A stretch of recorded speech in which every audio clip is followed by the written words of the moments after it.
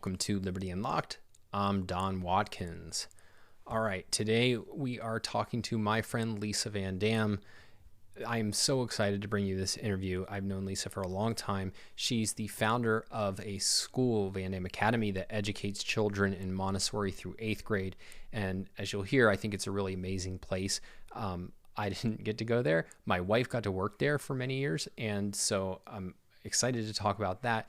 We also talk about an app that she created called Read With Me, where it's in effect like a scalable reading group where Lisa takes you and through her favorite works of literature and helps you appreciate them and experience them in a much richer, more powerful, deeper way than you might on your own. And that's actually one of the things I wanted to highlight here and make a wider point about, which is, my background is as an intellectual, which is I'm going to, write books and op-eds and things about ideas and create videos about ideas. But I think there's a lot of room for innovation in the area of just creating values for people that reflect ideas but aren't preaching them. So for example, having a school that educates is great. And that's, I would be the guy instead writing on, here's principles of education, or we need a better education policy. And, similar with the reading group, you can have kind of abstract things on the value of literature, on aesthetics, and even ethics. But that's very different from giving people the experience of learning how to appreciate great literature.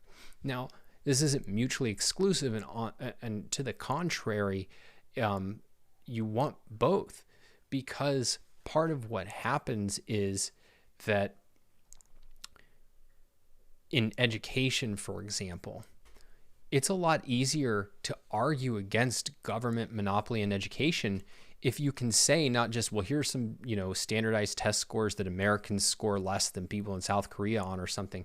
If instead you can say, look at what's possible, and we're surrendering all of that because of this government monopoly. Because if you think what actually happens under freedom is if you had a school that was achieving these types of results, you'd have a bunch of people who want to profit looking around and copying best practices, and you would see the best ideas proliferate in a way that you don't under a government-controlled system. And then if you even just think about the ability of somebody in my position as an intellectual, there's a tremendous benefit from having these concrete examples that you can look to and talk about.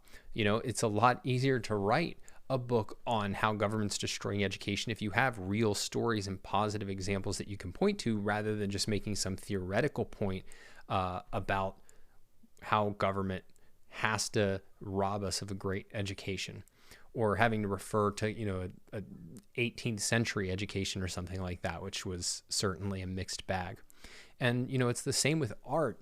Like, there's a huge benefit if there's a culture filled with people who, first of all, their lives have been improved because they've been able to experience great literature.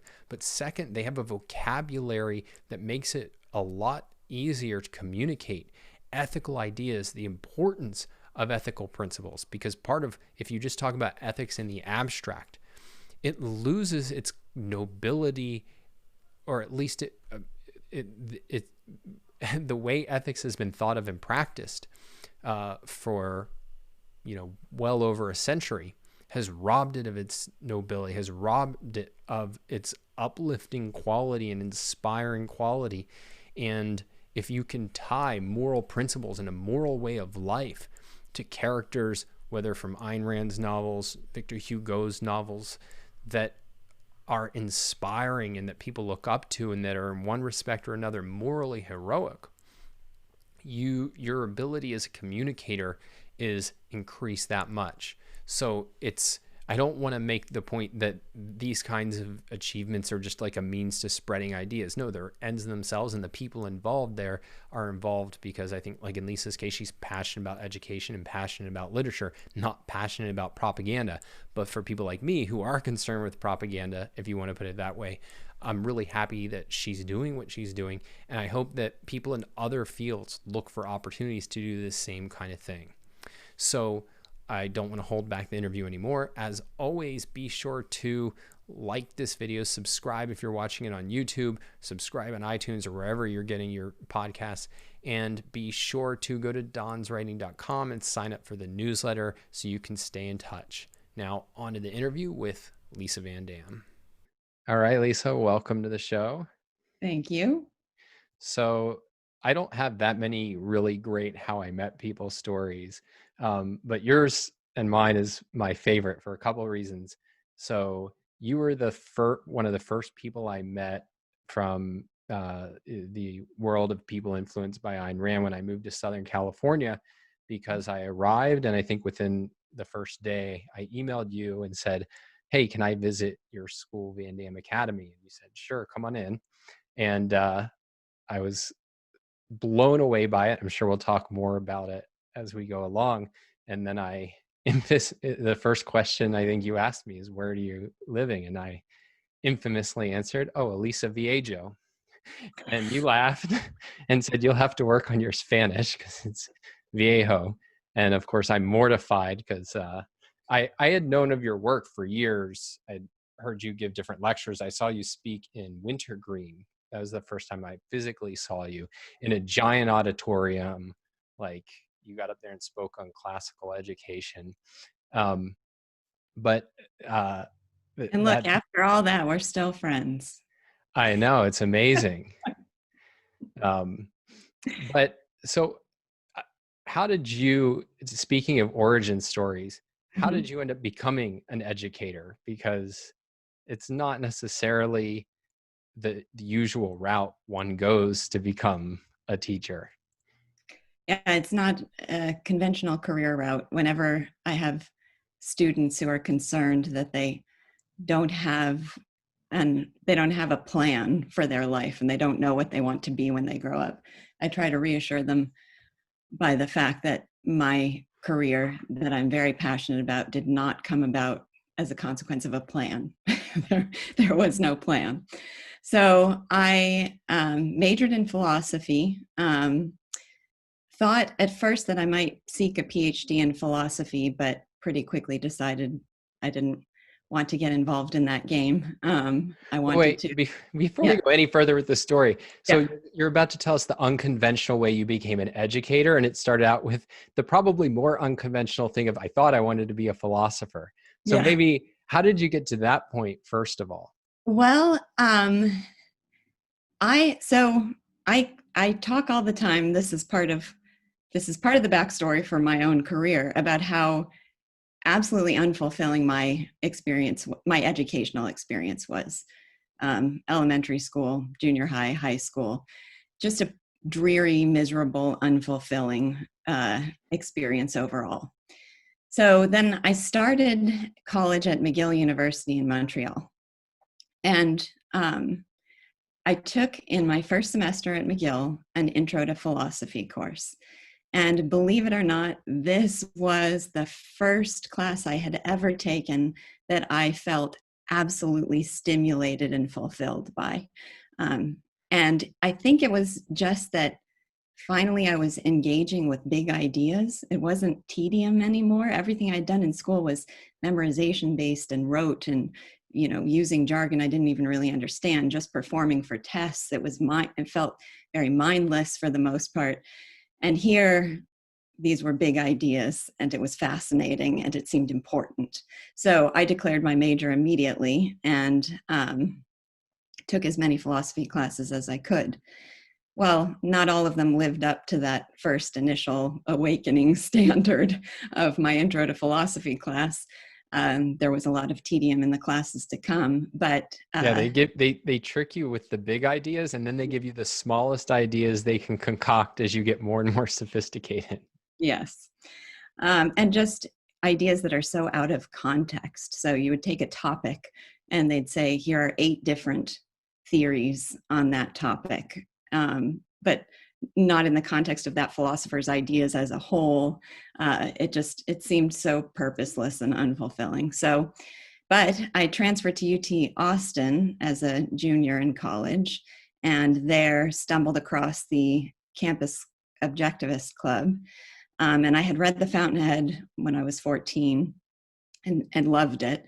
So I had enough familiarity that this campus club intrigued me, and I got involved in that. And so then, even if my college classes in philosophy were not the most thrilling and inspiring classes I could have taken, I now had this influence of this active campus club and reading Ayn Rand's nonfiction and becoming more interested in philosophy in that way. So I thought I might go to pursue a PhD and teach philosophy. But then when I graduated from UT Austin, I went to what was then the on-campus Objectivist Graduate Center and really got to dive deep into Ayn Rand's ideas under the guidance of Leonard Peikoff and Peter Schwartz and Harry Binswanger. And then there was just no going back. There was no chance I was going to go into a conventional Well, last time philosophy.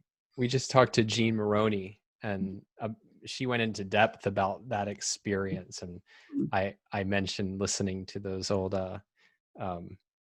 Confusion Papers courses, Mm-hmm. where it was it sounded like a magnificent experience. So that's really fascinating. And then now you're going to make a move in education. How in the world does that come about? So the initial thought was, okay, I don't want to subject myself to a PhD philosophy program, but I still want to grapple with big ideas, and I still want to be a teacher. So what can I do? So I thought, well,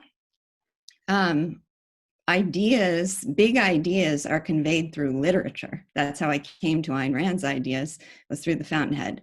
So what I could do is be a literature teacher and still have the opportunity to discuss and present big ideas to my students. So then I went to Penn State University briefly with the idea of pursuing a master's in education. Didn't spend much time in that program, but in part because it was completely worthless what I actually experienced there, but also because I came home to the now famous message on my answering machine asking if I had any interest in coming to California and being a private teacher to a family of children there. Someone had just put I think Peter Schwartz had recommended me as somebody who might be capable of and interested in a job like this.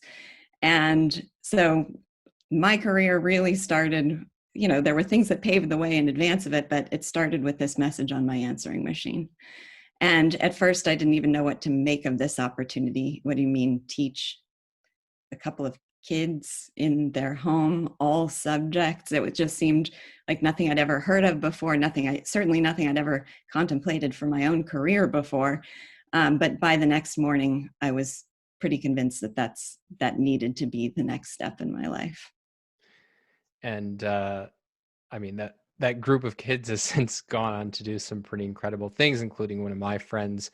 Well, her stage name remains Kira Peikoff, Leonard Peikoff's daughter.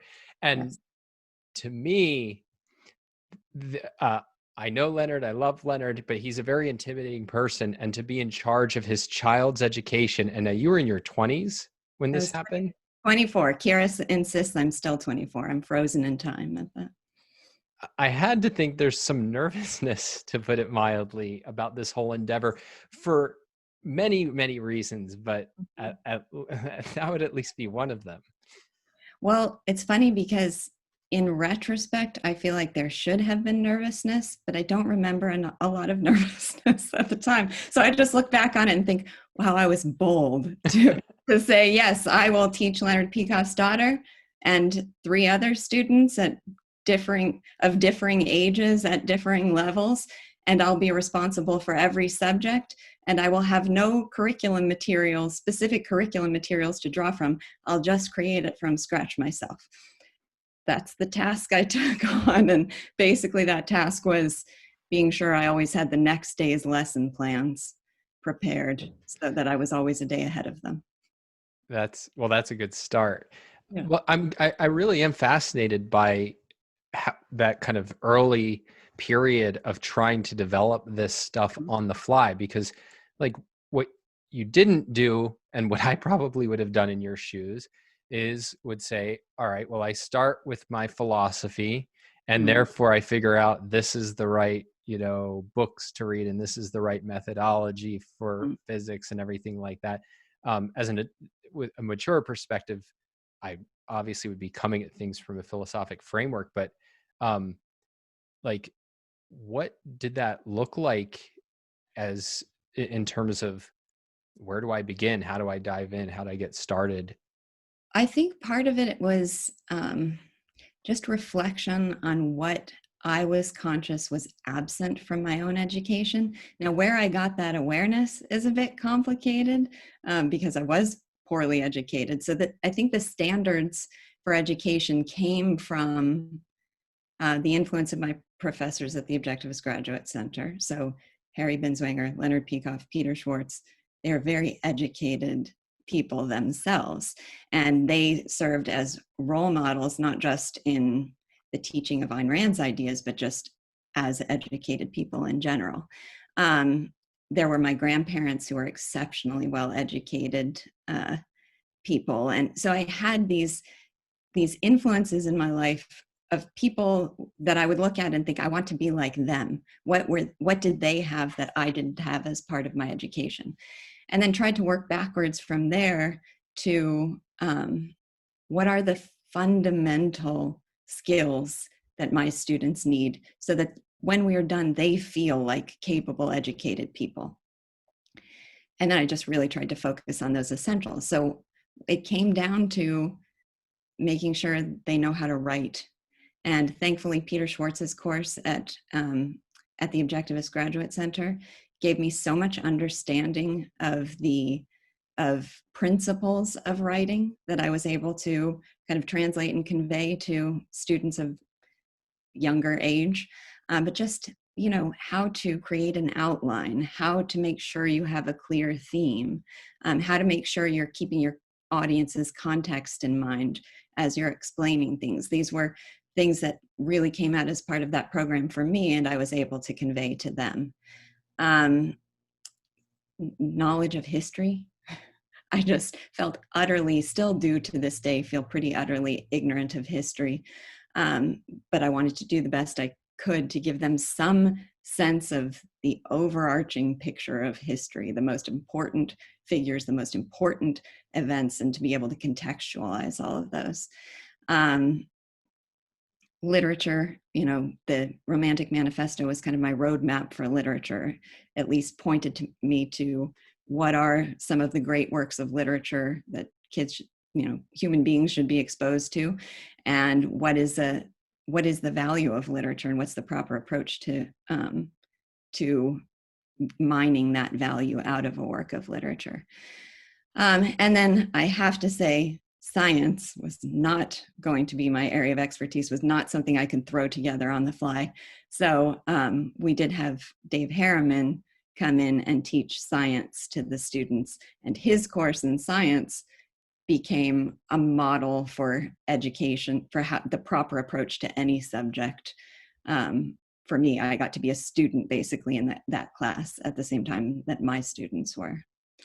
I mean, that one's an interesting subject to mention. So I think the first thing where that I really kind of got floored by, and this is long before we ever met, was your hierarchy in education. Originally, it was a talk. Eventually, it became an article, and I think you even referred to kind of Dave's course in physics or the history of science rather, and teaching science historically so that people can see knowledge building on knowledge from the kind of observations we can make at the very beginning of like, oh, this is a simple machine and I look up and I see the stars, and all the way to the most sophisticated things that people learn. What can you tell me about sort of how that perspective on education, that there's a definite learning, the order to learning that makes things coherent and graspable and students can really understand it, versus just and maybe you can contrast it with what we're typically given in school, Yeah. which is just a complete mishmash.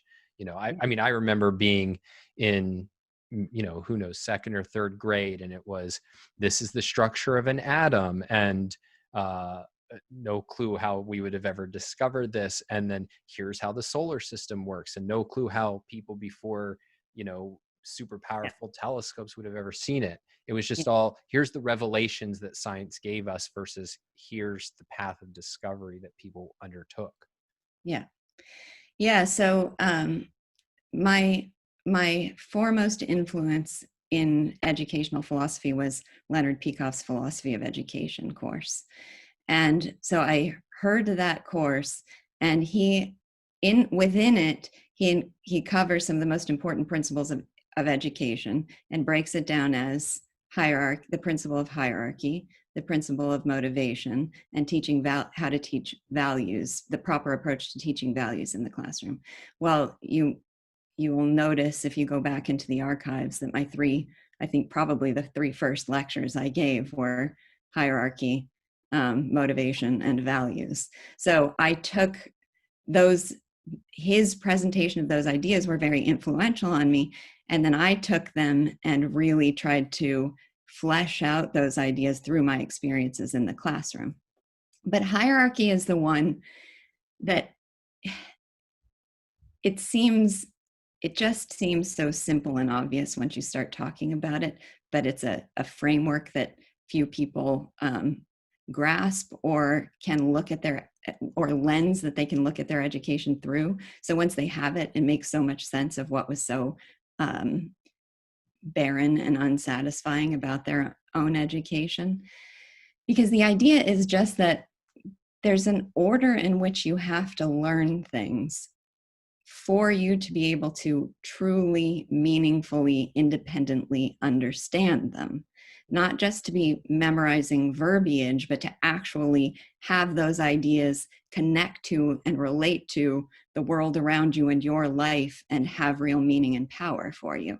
So the simplest way to capture it is just with something like Newton's laws of motion. Typically, if we're taught Newton's laws of motions, they're written up on the board. Law number 1, law number 2, law number 3. And then you memorize those words on the board, perhaps do some, superficial experiments related to demonstrating them. And then you do usually calculations, apply mathematical formulas related to these laws. But it is as if they were written on stone tablets and just handed down. They're not presented as as massive integrations of a lot of knowledge that was built up before them, and then new insight that led to this absolutely revelatory discovery about fundamental principles of the physical world. If it's experienced that way, it's utterly different from just having some words thrown up on the board. And really, that's the principle that the violation of the principle of hierarchy is rampant throughout everyone's education. And when they look back, they say, well, that's why it was so boring. That's why it was so meaningless to me, is that I was just being taught facts or words or abstractions. I wasn't given any way to really meaningfully understand them for myself. So one of my most vivid memories of that first visit, other than botching Elisa Viejo, was that I saw these kids like filled with eagerness, like some are, up on their knees, raising their hands, like, oh, I want to answer. And I was like, yeah, I recognize that's what a classroom looks like when a teacher's giving out candy or anything. And then I look up and what was going on the board was sentence diagramming and like grammar. And there was just like a pure enthusiasm.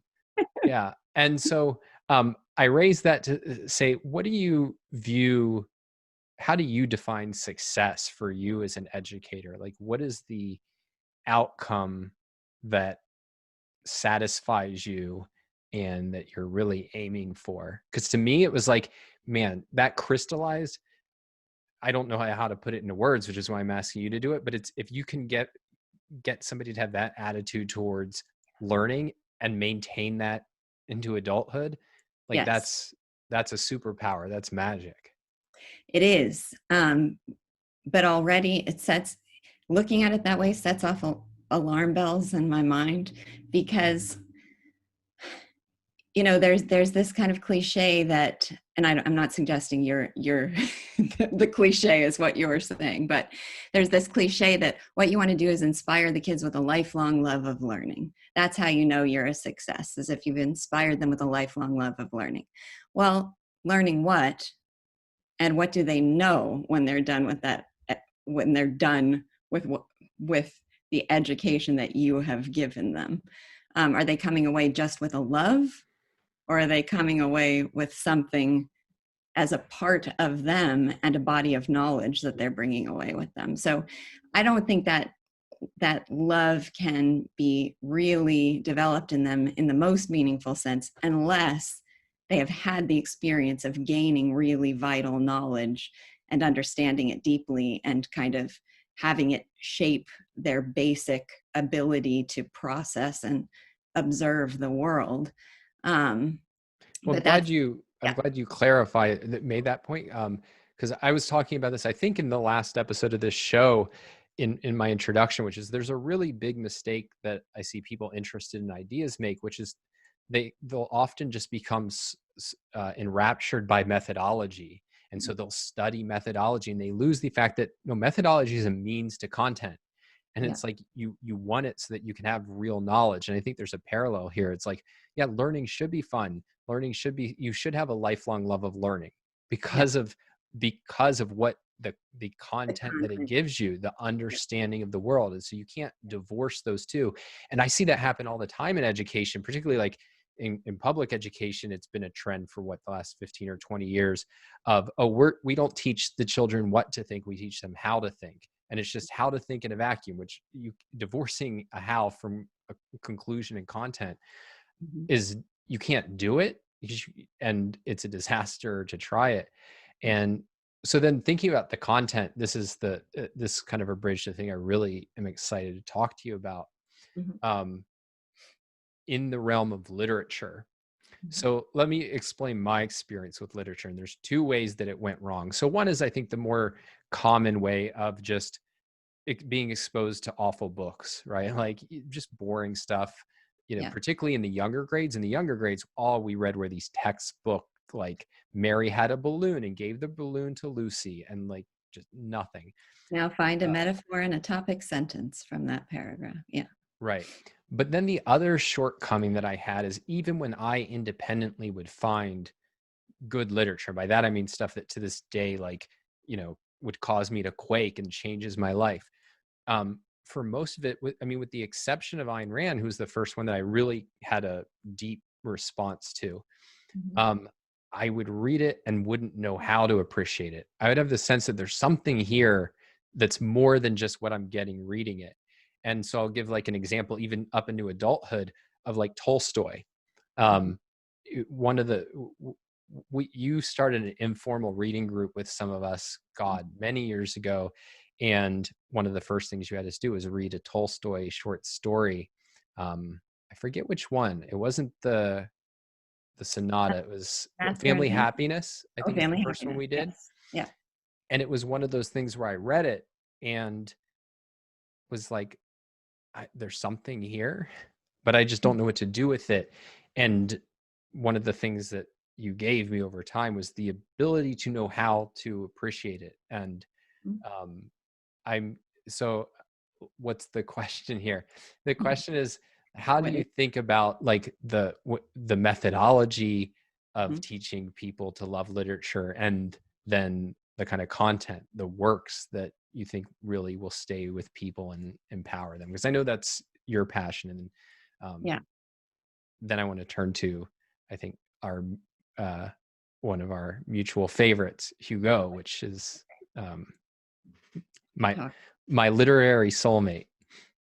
mine too. So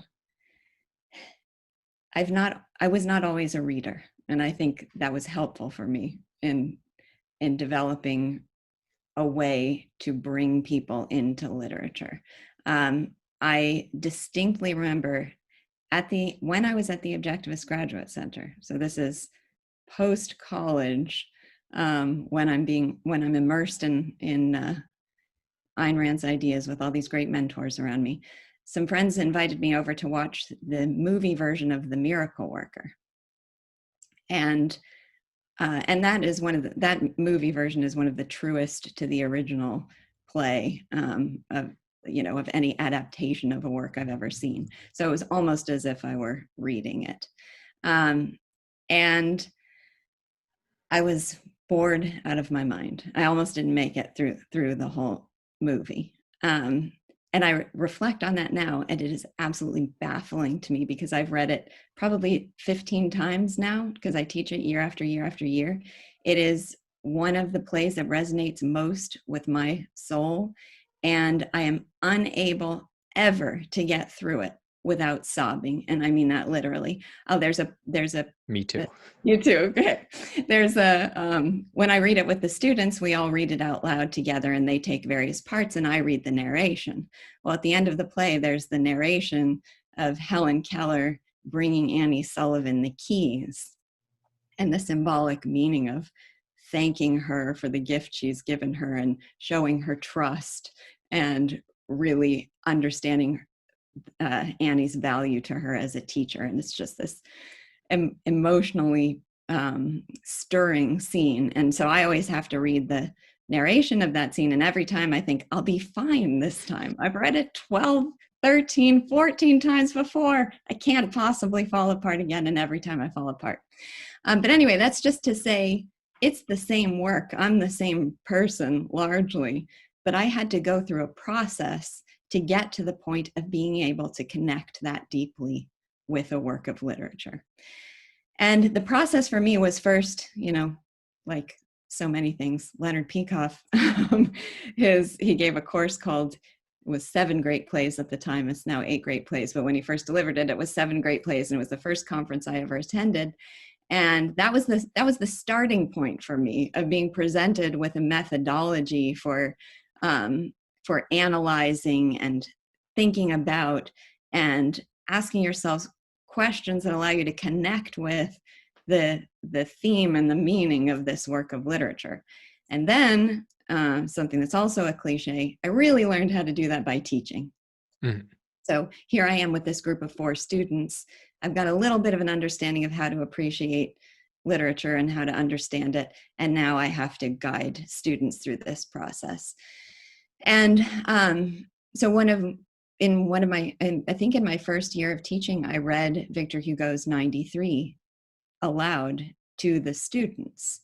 And reading it aloud, having a little bit of a background, and then reading it aloud gave me my first opportunity to connect with a work of literature like nothing I had ever experienced before, and to see that connection reflected in my students' eyes and share this experience with them.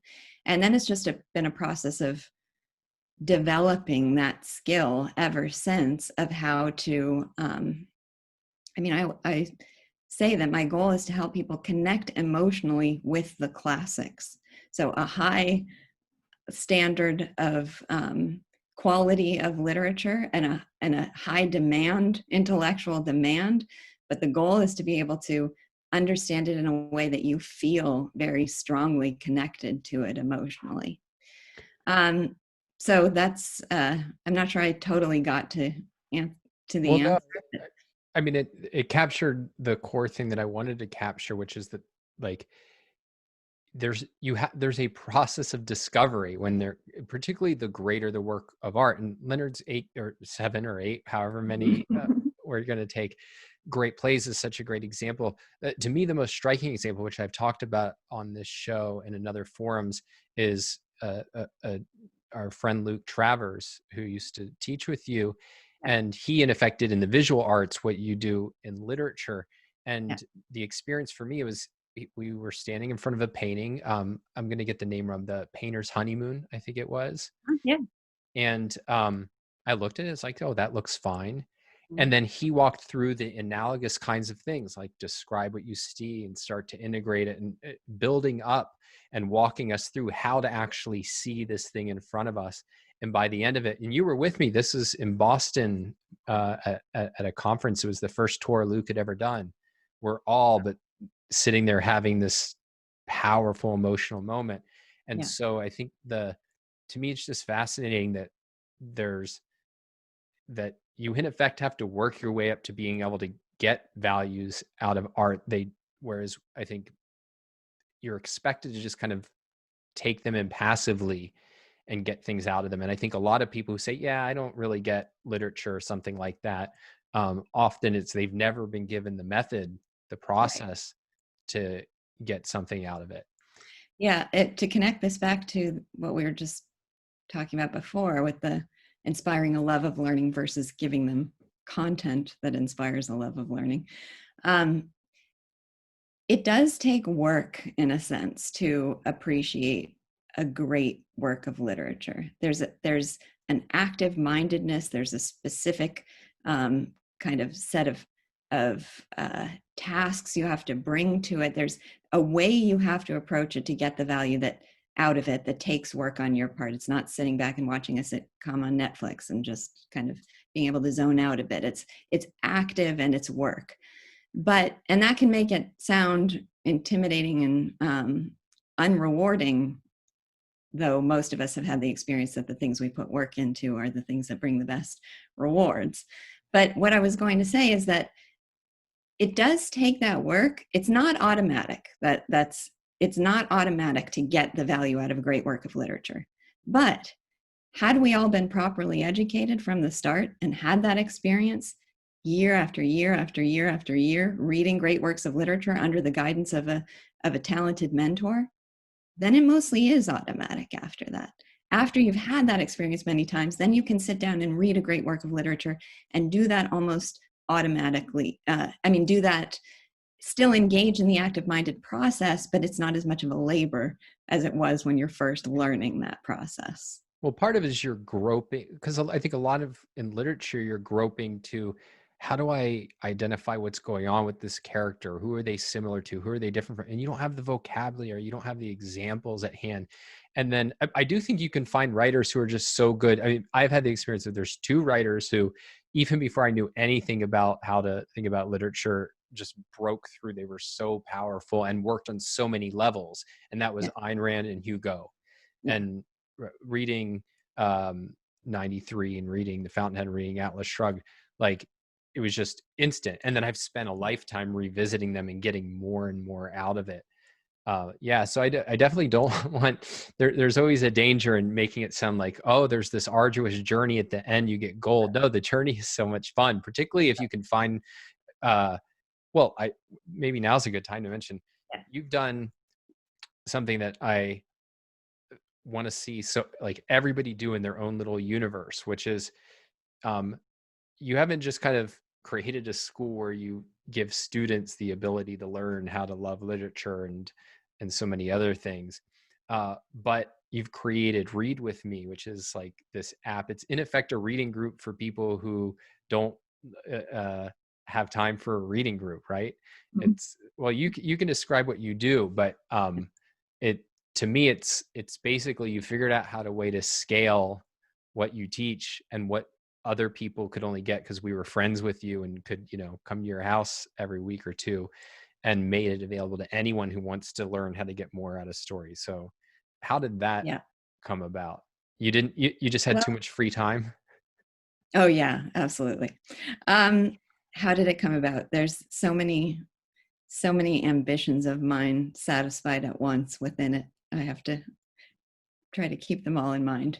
So it came about somewhat arbitrarily, much like my career, that I was on Facebook, and a friend of mine on Facebook said something about wanting to read Cyrano de Bergerac. Well, this is like an ache in my soul. There's someone out there who wants to read Cyrano de Bergerac and feels intimidated about doing it on her own. This is what I live to do.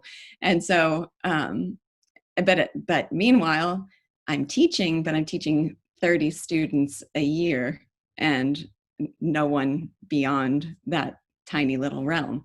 So when she said that, I commented, oh, I should start some kind of read with me. You should read it with me. I should start some kind of read with me book group.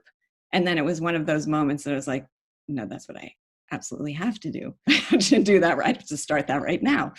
So then it was just a question of, well, the idea was I'm going to take classics of literature and read them along with people, not give them a lecture, definitive interpretation of this novel from my perspective, not give them kind of Cliff Notes summaries.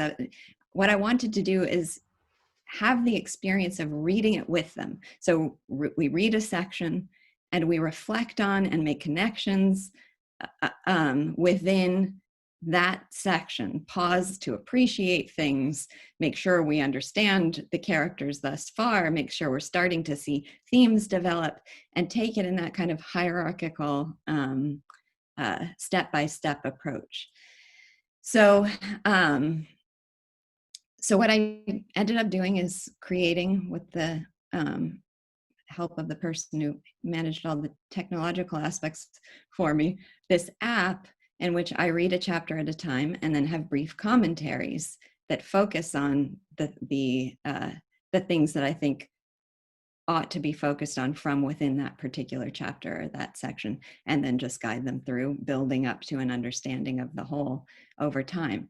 So the idea of this was, I have a talent for helping people understand and connect with literature. So I want to be able to do that more broadly than just within my class of 30 people.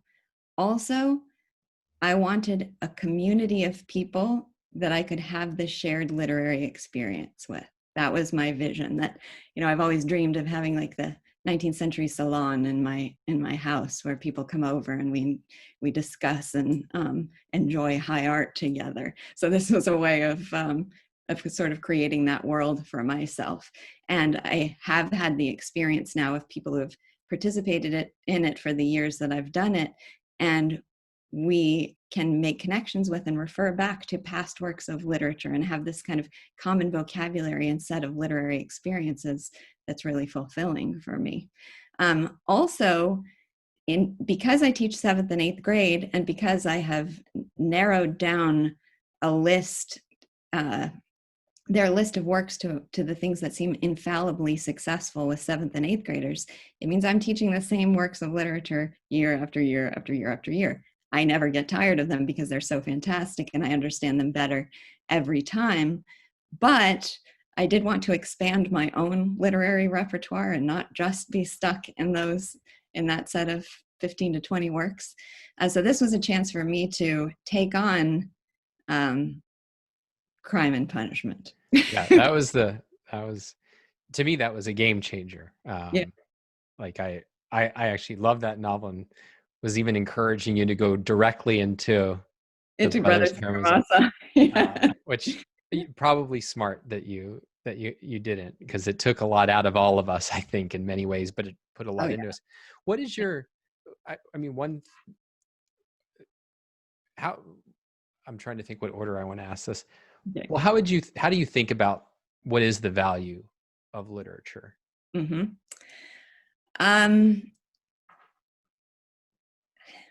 It's a tough.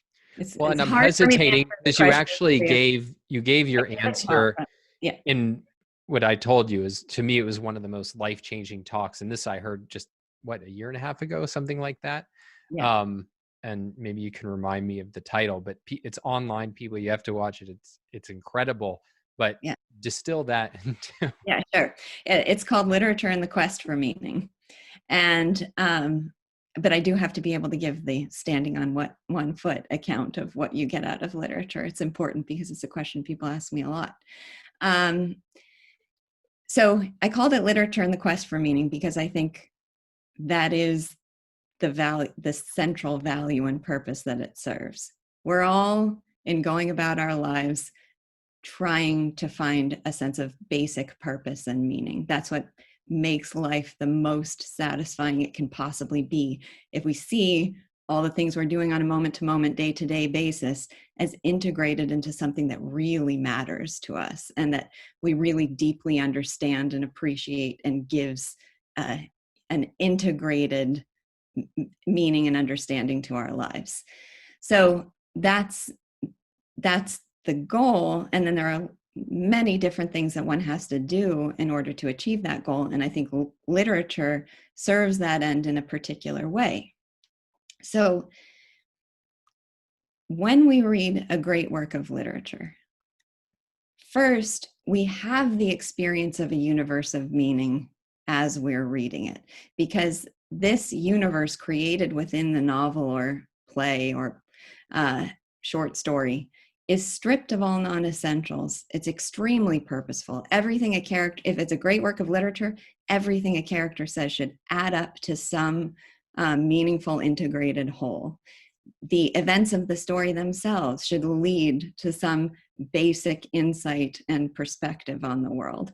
So when you're reading it, you're living in a universe where everything is purposeful. And that's a very satisfying feeling that's unlike just living day-to-day life. We want to, in our day-to-day lives, pick out and notice those themes, but not everything everyone you meet, not everything they say is going to add up into some basic understanding of them in a really clear and precise and carefully chosen way. So there's the experience itself of living in this kind of stylized, purposeful, intelligible universe that leads to some great insight. And then there's the experience of extracting that, the ability that the novelist has had to create that universe, extracting those principles and sort of applying them in your own experience.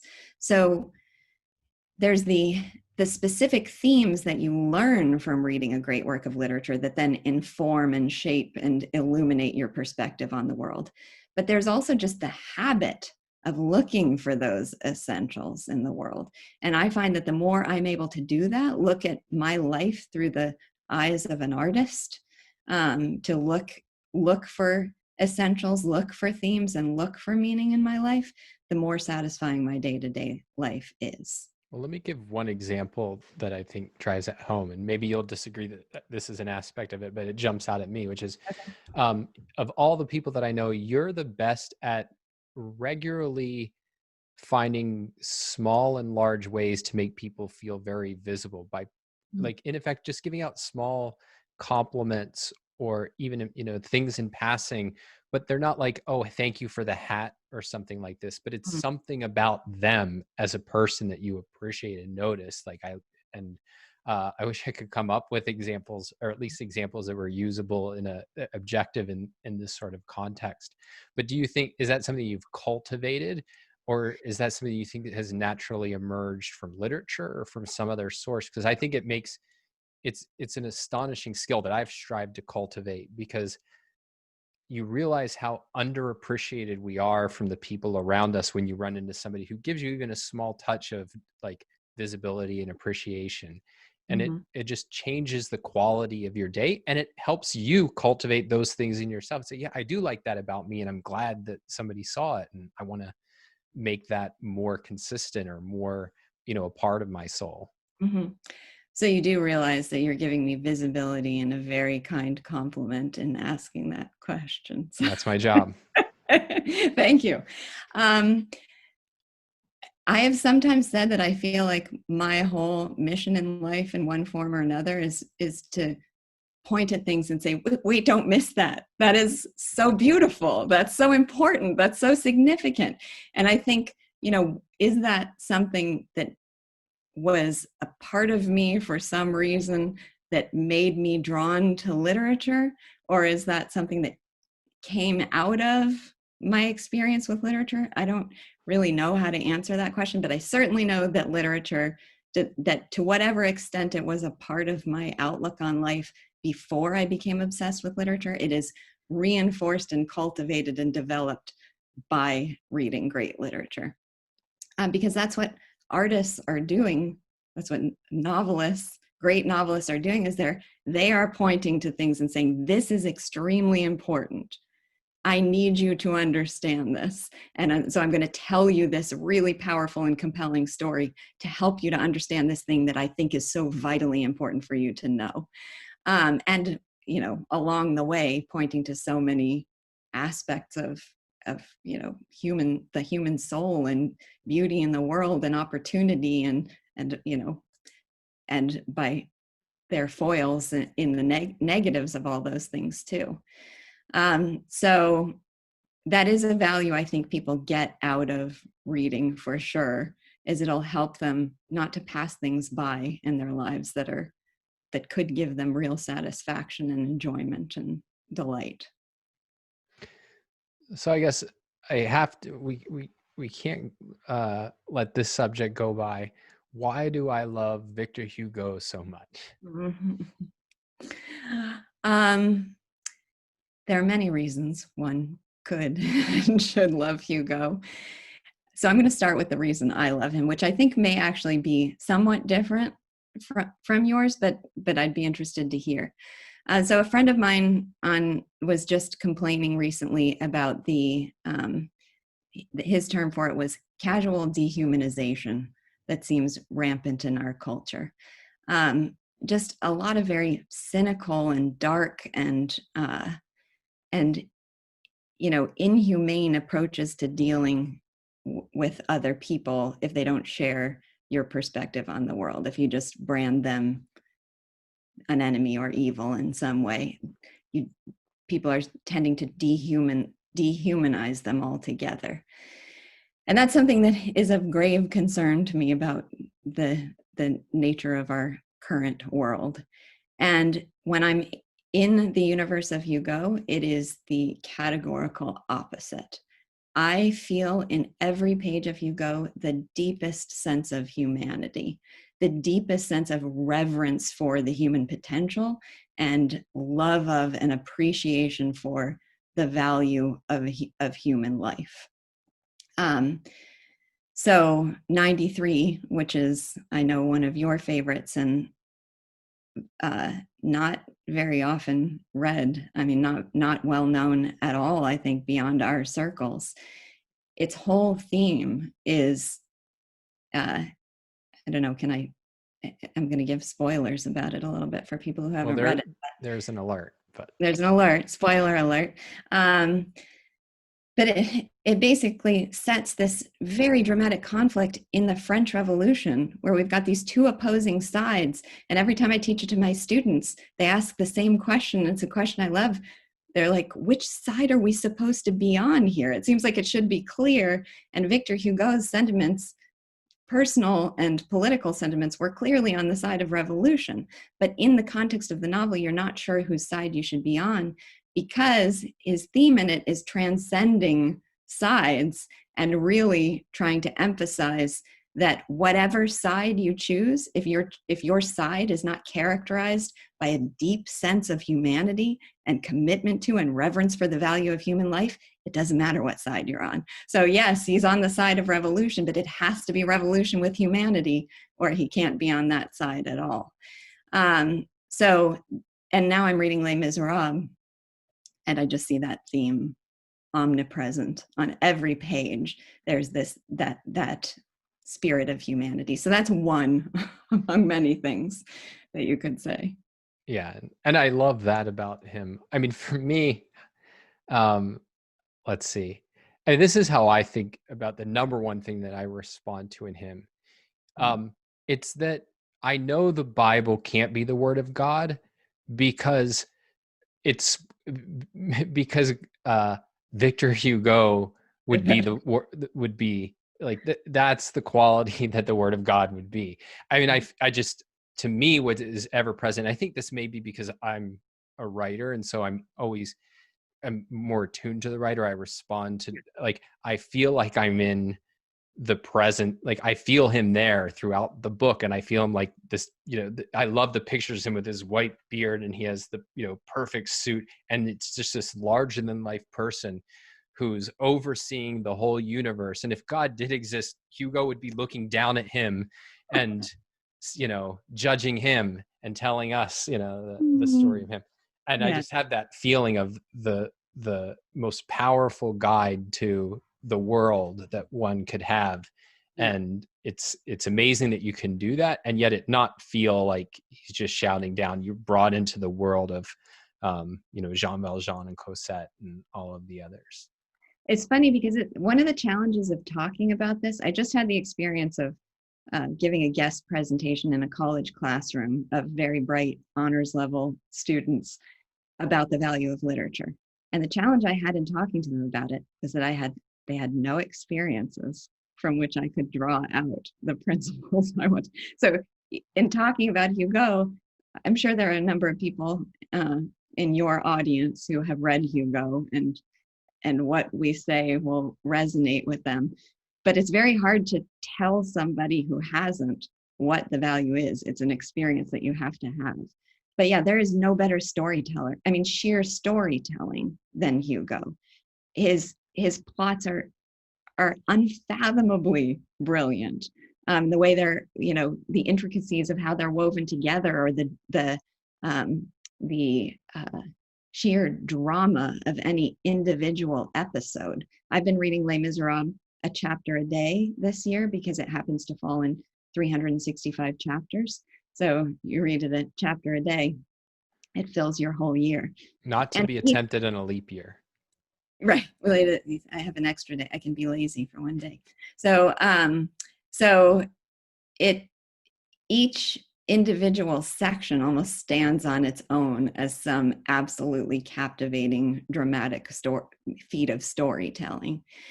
So there's the storytelling, there's the literary power. There's something very distinct about Hugo, that he'll take a situation that's enormously difficult to describe, and he'll start by describing it in a paragraph, and then he'll bring it down to a few sentences, and then at the end it'll be like 4 words, and it captures everything that came before in the most economical and powerful form that a person could capture it. It's just this fascinating and distinctive talent that he has. So there's so much, but he's truly a god. And then of course there's Ayn Rand's quote about Hugo, that when she reads one of his novels, she feels as if she's entering a cathedral. It's just a world where, this is part of the spirit of humanity, it's just a world where men are great and life is important, and their achievements are noble, and it's just a beautiful world to be in. Well, maybe we'll end on this then, which is, I think for people, the whole premise of this show is it's people who value liberty. And I think it can be quite depressing times for everyone, but particularly people who value liberty these days. And so obviously I think literature plays a role, but how do you maintain kind of your view of the world at a time when there's a lot not to be happy about? Yeah. I mean, this is on a very personal level, but I have so much freedom within the realm of education to teach as I wish, and to do what I wish, and to cultivate the universe that I want for my students. So it's a very small world. I have 140 students and a staff of 15, but I call that world my cultural oasis, because it's whatever's happening outside of its walls, it's a beautiful place to be on a daily basis.